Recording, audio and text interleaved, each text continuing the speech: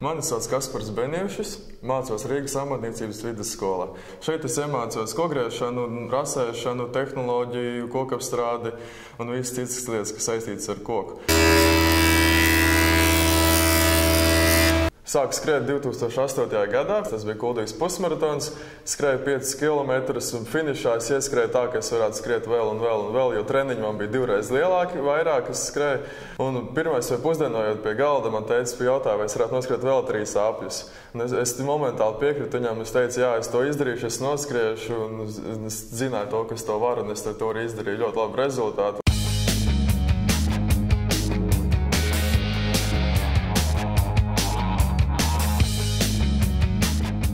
Lai skrietu maratonu, ļoti liela nozīme ir cilvēku atbalstā. Es sāku savus treniņus ar lielu atbildību, ka man ir jānoskrien pusmaratons, un tāpēc es palūdzu savu māsu, kas brauks man nopakaļ ar riteni, kas varēs man pasniegt ūdens pudeli un kaut ko tam līdzīgi, lai man ir vieglāk skriet. Bet viņai drīz vien apnika, jo es skriešanas laikā nerunāju neko, jo es nebiju adaptējis savu ķermeni, un tad viņa beidza ar riteni braukt man līdzi.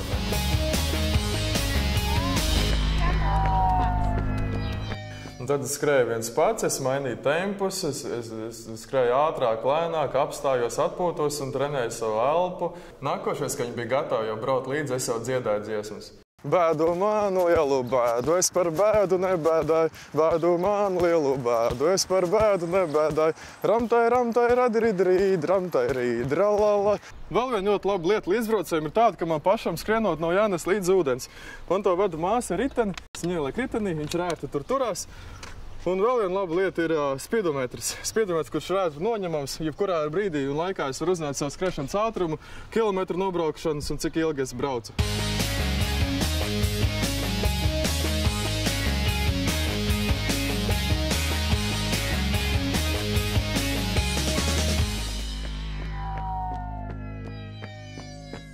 Nepazīst nevienu cilvēku, kuram pirms starta nebūtu satraukums. Ja kuram cilvēkam kaut vai 500 metru pusmaratons vai pat maratonam vienmēr visiem būs satraukums, lai arī cik viņš būtu trenējies. Svarīgi ir smaidīt un pašam ar prieku gan sev, gan kamerā un pūlī priecāties. Skriešana nav smags darbs, tā ir bauda.